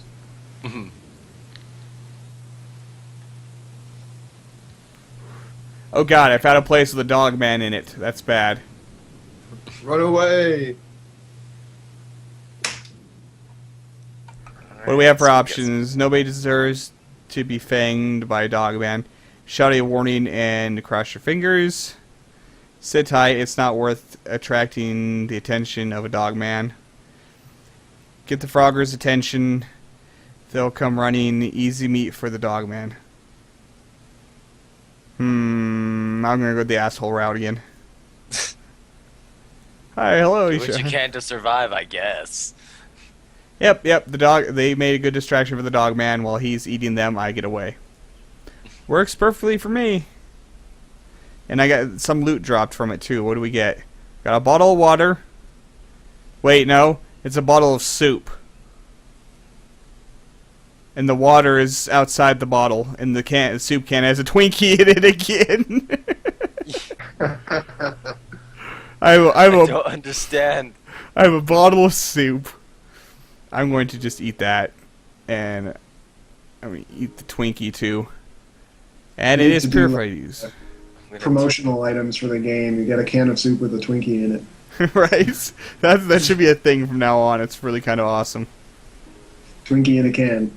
Oh, I left my lockpicks on the ground where I made them. Damn it, that was a bad idea. Okay. Let's go find water now that I know I can... What do I need? I just need like a stick that you can find in a forest to make fire, right? Because I have lighters. Yeah, you need twigs to at least start kindling the fire. You can usually just find that out in the forest. Oh god, that dog man's right there. No, that's an infant horror. Those, I'm going to avoid... Nope, I'm not going to avoid that. I'm out of turns. Oh, ran away, thank god. Oh yeah, I can't stack berries. I'm looking for a place that is forested and has a water source. I'm not seeing one nearby, though. Well, I'm going to search this area. I need some berries and stuff, too. And I've never lived to the point where I needed food. Yeah, I'm getting low on food. But anyway, to like search for berries and such, you just go to the trees in the crafting and botany, I believe, right?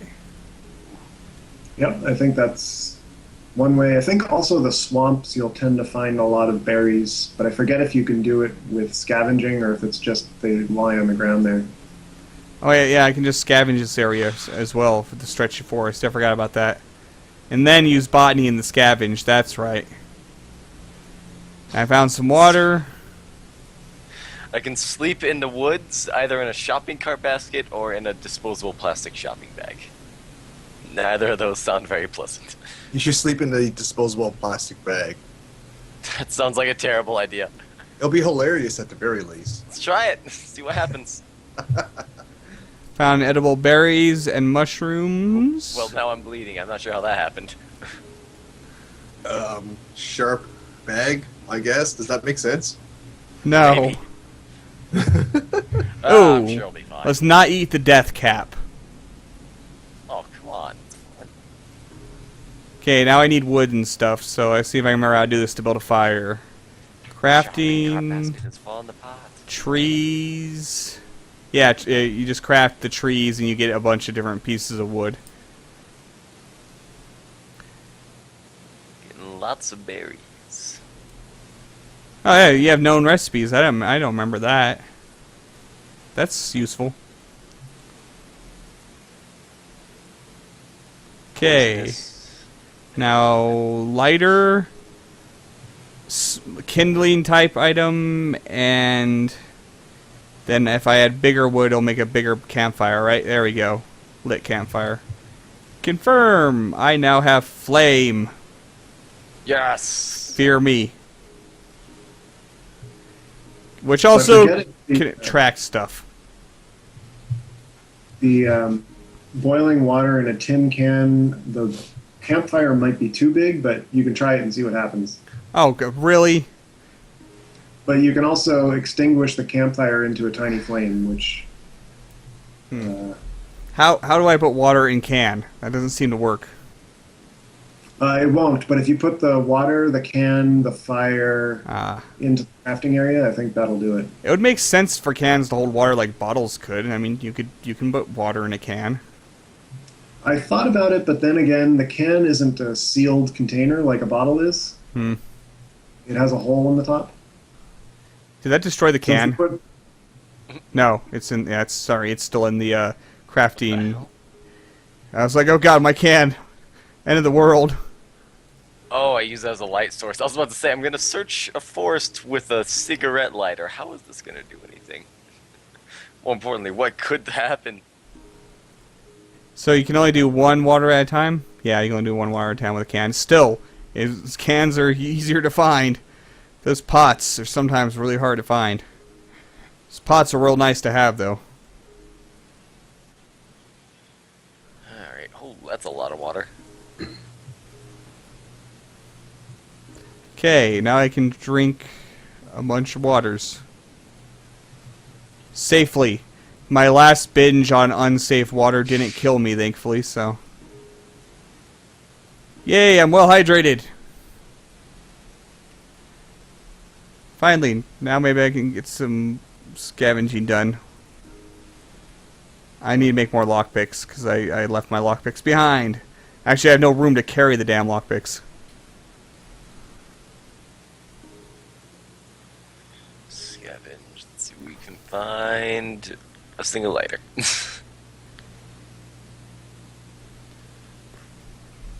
Still not finding much of use. Oh god, it's a dog man. Stay over there. Stay. Good boy. Whoa! I found 2 dead squirrels and a flashlight. Take the squirrels, obviously. Oh, yes. Take the squirrels, leave the flashlight. Like a messed up Godfather reference.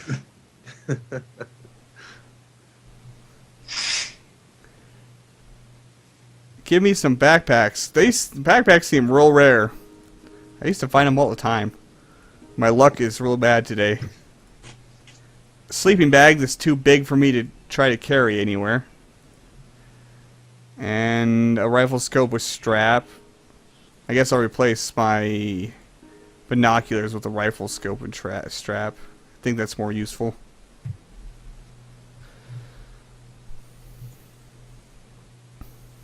Oh, I have chunks of medium. I could put a strap on my crowbar. Not actually that useful for me right now, though, so I won't bother with it. There's the legendary plastic sled again. I can't find any of those. I'd like to find another one and not get chased away from it. You should come to my universe. There's plenty. Ooh, I saw something interesting pop up. I'm not sure what it was. Let's see. Oh, shopping cart frame. Not too useful right now. Will there be any future plans for multiplayer for this game? Just out of curiosity. Not for this, what I'll call Neo Scavenger 1. There won't be multiplayer just because I don't think I'll have time to do that. A lot of people have asked, though, so maybe in a future game. Oh, interesting. I found a universe smartphone. I see what you did there. You see what I did there? Some water. I found a bottle with some yellow liquid in it. I'm cautious of that. Insufficient charges to switch Atlas Universe. Oh, well, that's okay. I have flashlight batteries. Hold on a minute here. Oh, no, it takes a special battery. Dang it. Yep. That was my commentary on consumer goods. Everything has a different battery. Oh, University. It's soda. I'm going to drink the soda. That can't be a bad idea, right? Caffeine sugar high. Awesome. Heat exhaustion. Not awesome. Gotta take my coat off. But I don't have any room to carry my coat with me. Yeah, just ride it out. It only lasts about half an hour. Oh, a caster wheel. If you find wheels and frames, you can actually put a shopping cart back together. Yeah, that's what I was hoping to do. Ooh, a crumbling apartment building. Let's do it. Brave. Oh, You are a yes. dragon after all. Oh, Living yeah. on the Don't edge. care about no Ooh, buildings that had collapsing some around me. useful stuff in there. Oh, first aid kit, nice. I have some sleds. Creamy crumb soup can. Yeah. Oh, shopping cart frame. Slowly coming together. I found a sled. It's 98% condition. That's good. That's real Bandits good. are on their way. Yeah. They're being dispatched as we speak. You have a button for that, don't you? Yeah. Calling all bandits. And it is now a sled with a strap. I win. I have a sled with a strap. And then I equip that, and now I have a lot more storage room. So I'm going to go ahead and take this, not campsite, vehicle. I'm going to take this giant sleeping bag, because I don't have a sleeping bag, so I may as well. Another bottle of corn and cola. Like, really? That's a terrible name for a drink. But that's what it's made out of. Bunch of dirty rags. Players. I wish I could find some clean rags. You can sanitize rags by boiling them in water. So then you can use them to dress your wounds with. I still have a bunch of cuts. Some bruises. Still in minor pain. I guess I can pop one of these painkillers. Get some pill popping going on. Can you boil rags in a can? Probably. Probably. You're like, I don't know. Try it. I didn't Let's write a experiment. specific recipe for it, but I think so. Yeah, I don't have any room to take the rags with me, though. 'Cause, God, I need backpacks. You've got a sled, don't you have plenty of room? Oh, well, yeah, I do. I have a sled. You're used to not having room, I think. Yeah. Just gotten so accustomed to it. Bandit, stay over there. Some backpack. Oh, hey, oh, hello we there. Oh my god, what is that? Huh. An infield horror. Yeah, don't mess with them. He's tough, but also stunned, unconscious, fallen, and vulnerable. Okay, then mess with him. He's on the ground, dude. Just kick him while he's down. May as well. Let's see what we can Stab do. him in the head. Fall back, sneak away. I don't want to use the flashlight. That sounds like a really bad idea. Oh shit, I don't have the knife equipped. Still, the fist is a better idea than a flashlight. Did Oh. you say flashlight or fleshlight? Flashlight. Okay. just making sure. God. No, this is not an H game, don't worry. At least I hope it's not. And I just realized we're running out of time. I just didn't want to stop playing this game. Sneak away, sneak towards, let's do it. Let's be brave. Oh my god, it's bleeding. Yeah, shit, this guy's dying really hard. So, let's go ahead and move on to the Kickstarter Spotlight. Because we are running out of time. Our Kickstarter Spotlight this week is Kingdom Come Deliverance. which is kind of badass looking. Let's go ahead and check out the trailer. Player is tired. Are you kidding me? I'm so close. Achieved with Ginger's still playing. I want to finish this fight. Well, pay Boy, attention to fight. the trailer too. Oh, Alright, you already watched it though, didn't you? Almost. Hang on. Okay, that's just sad. I tried to tackle something that was on the ground, bleeding and sleeping, and I missed. You missed a target that wasn't moving. Yeah. Nice. All right, I'm gonna go watch the trailer.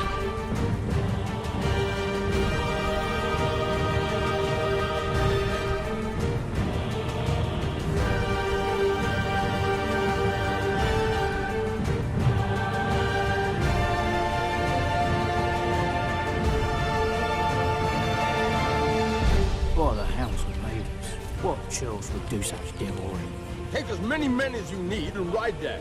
Find those knaves and bring me their head.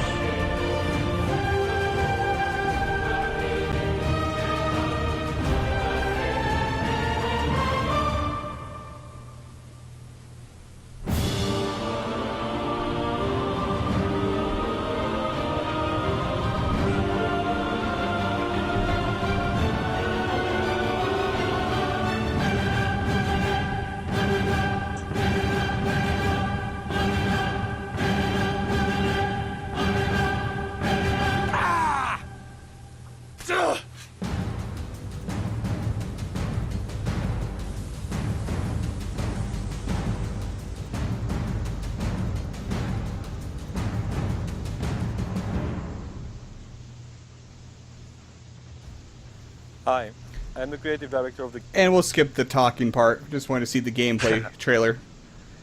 It looks pretty wonderful, this has kind of been super fun. It's already over double its goal, but it just looks so good that I wanted to spotlight it because it looks amazing. Kind of, Skyrim-y open world sandbox type RPG, but without any. It's no fantasy. It's just straight medieval, authentic medieval, not medieval fantasy.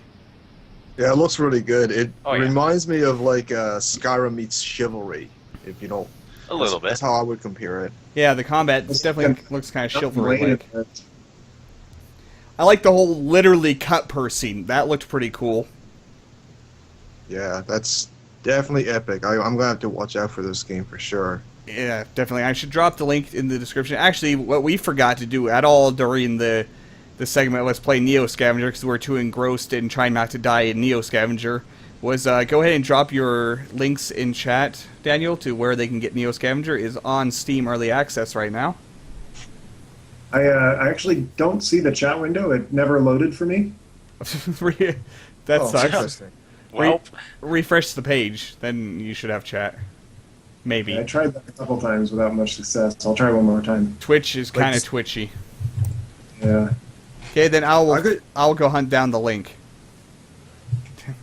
Making me work. You can just go to bluebottlegames.com, and there's a link there for the games right on the front page. So Too late, found it. Here is the link to Oh. the Steam page for Neo Scavenger. It is $10 on Early Access. There is also a free demo on Steam as well as on the Blue Bottle Games website. If you're not sure, go play the demo and die many times. Died many it's times. Neo Scavenger has this way of putting you on edge, like it's actual survival, where you're literally sweating it because you have like no water, no food, or you're bleeding and scared of infection, or you find berries and don't have the botany skill, and you're like, I'm starving, but are these poisonous or not? You know, the tension this game creates is unparalleled in my opinion. The game's about dying in sleds. Yes, lots and lots of sleds. I find it funny that the vehicle tab icon is a pickup, but there's actually no motorized vehicles. It's like vehicles in this game are sleds and shopping carts and box carts. It's like hobo vehicles is the only thing that exists right now. I wanted pickup trucks and dirt bikes and ATVs and all that stuff. Golf It's- carts. And to be fair, there are ATVs, just you don't ever get to drive them. That's right. There isn't Zomzoms. So, Will those be in the game eventually? something that I'd like to add. I just don't want to promise and not deliver. So Fair enough. they're one of those things where if I figure out a way to do it, I will, and if not, then maybe for future games.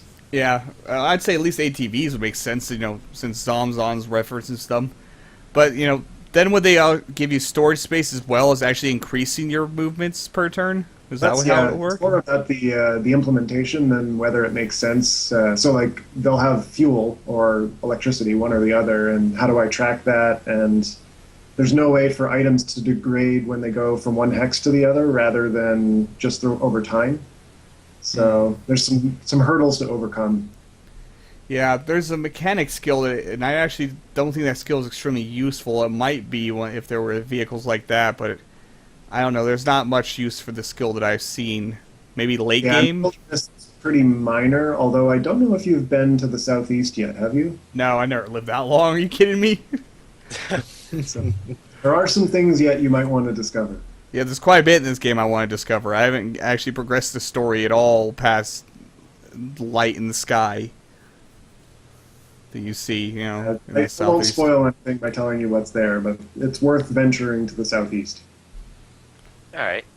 It tells you to go there, and I'm always too scared to venture very far because I don't have very much gear, and then I die before I get geared up enough to feel comfortable going that direction. But anyway, let's get back to the Kickstarter here. Kickstarter is Kingdom Come Deliverance. Here is the link to this Kickstarter. It looks wonderful. What I always like to do when looking at these Kickstarters is what's always interesting is what is the highest tier rewards, those cool rewards that you get put in the game and shit. Let's see what the highest tier reward is here. The highest tier is 5,000 foreign money. I don't know if that's euros or pounds or what. I don't know. I don't think that's a reward. I think that's telling you how much you have to pay in that. No, that's the pledge. The pledge level is 5,000. And one person is actually backed at this level. It's Saint, the Collector's Edition. I've got two. Two people have. Okay, I haven't refreshed recently, so... no, never mind. No, what? I read it backwards. So that's about $8,000 US. That's a lot of money. Holy wow. Get guided tour That's- through the Middle Ages. With the Saint reward tier, you are going to receive guided tour through the real life places where Kingdom Come Deliverance takes place, plus statue with your likeness in one of the in-game churches. Okay, that's badass. Opportunity to visit our studio and talk to our creative director, Dan Varva. Your name will appear in the opening credits as associate producer. Hand-painted decorative shield. Okay, that's kind of cool. Wait, the next one's better. Your very own hand-forged, hand-and-a-half sword. Oh, a long sword. Nice. With personalized... Okay, that's actually kind of worth that price. Getting an actual hand-forged sword costs usually about $5,000 US. And Yes, they do. And this is $8,000 US, so, somebody send me some $8,000, please. I want this, because I actually collect swords in the such, so that would be amazing. With a personalized inscription. And plus Act 2, this is getting released in Acts, which is approximately 9 months after Act 1. Act 3, approximately 9 months after Act 2, so it's an episodic game is what they're doing with it. Original edition copper engraving. Okay, I have no idea what exactly that is, but collector's edition with art book, action figure, limited edition signed poster, t-shirt, dice and commemorative silver coin, early access to alpha, physical digipack, as well as the digital copy of Act 1, plus game soundtrack, on CD, which is, those exist still, making of video on DVD, printed manual, access to form, save form badge. That's a lot of cool stuff in that. That is. I'm gonna scroll down and see if there's some pictures of the that tier rewards. They show you the hilt of the sword, and a few of the other things like the shield as well. But that's it. Yeah, the coin, the dice and coin, and I like our old school wooden dice, and the silver coin looks pretty cool. Oh yeah. Man, this game looks ridiculous. Like, especially for an indie game. I don't know how they're doing this. But they have swords on a lot of these tiers, don't they? Just different kinds of swords. At the Emperor. Let's see how much that one is. Like, starts at like short sword, and then it goes up to a fully fledged long sword in the high, Actually, the two high tiers. Pay $600 and you can get a short sword with customized things. That's Wow. I wonder if one of the Oh developers. no, it's all gone. Never mind, I lied. Oh jeez, I wonder if the Yeah, they're all developers actually like has a forge and just forging himself. One of the developers, or they have a friend or family member that does it, and that's how they can afford to do it. They definitely found a company to do it. Yeah. Well, I mean, actual forging places to get a hand forged sword is usually not some big company. It's usually like one passionate enthusiast and his friends doing it. It could be they could have had a connection to like a prop developer or something like that too, right? Good point. I'm Well, guessing they're it says that it's battle ready sword down the so they're description. sending a bunch of nerds some sharpened weapons. That will end well. The NSA is Sign going to a have a field waiver. day. I need to. I like every year where I live. There's the Colorado Springs Renaissance Fair, and you can actually buy like. I'm not sure if they're blunt or not. I don't think they are, but full on swords. There. I have one actual functioning sword. The rest of my sword collection are just showpieces, which yeah, I've actual. got a blunted katana. It's Yeah, I've got Pretty several of those. My real sword can literally cut through the blade of all my showpieces in one swing. The difference between stainless steel showpieces and high carbon steel is night and day. It's ridiculous. My one sword is nice sword, and I love that sword. But sword collectors won't even call what you're talking about a sword, because the dictionary definition of a sword is a bladed weapon used in combat, and those are absolutely not usable in combat. So Yeah. they are sword-like objects is all they are. They aren't even real swords. For the picky collectors, won't call them a sword. Display pieces, decoration, that's all they are. And I have plenty of those, but I did spring some money some years back for a functional sword. It's a wonderful sword. I guess sword collectors and rogue players have something in common, eh? Yeah. shots fired. Okay, well, I think we should end the podcast now so I can go rob a bank or something to get that $8,000 tier. So, I mean, to be fair, if all you're looking for is a sword, then you can just pledge 3,000. yeah, true. Yeah, how much does 3,000 give you? I think that was the Illuminati. Yeah, no, you'll get the bastard sword at that point, I think. Oh, sweet. Yeah. If only I had 3,000. Exactly. Damn it, why can't I have 1 million subscribers? And just Just do a couple more videos. That's all it takes. Just two more. True. I mean, that's all it takes on YouTube. Just like all indie developers are rich, too. Yep. Just one more patch, and I'll be buying myself a sword. I mean, you're on Steam now, so how successful has that been for you? And you measure Steam success in how many yachts you own now. Well, it's I guess not successful in that respect, Oh. but it was night and day going from selling through my own website to selling through Steam. It's nice to be able to pay rent again. So, Nice. Good to Yes, hear. not living on the street Oh, yeah. is definitely beneficial to game development. absolutely. All right, well, it is about time to wrap it up since it just now ticked over to the 6 o'clock hour. And this is the outro where we pretty much just shill like shameless whores. Let's go ahead and... Oh no, I don't have my links anymore. Yeah, let's go ahead and start with Dan. Tell people where they can find you, your game, where they can throw money at you, and I'd say drop your links, but your chat's broken still. So Yeah, the best way to follow what I'm up to is on bluebottlegames.com.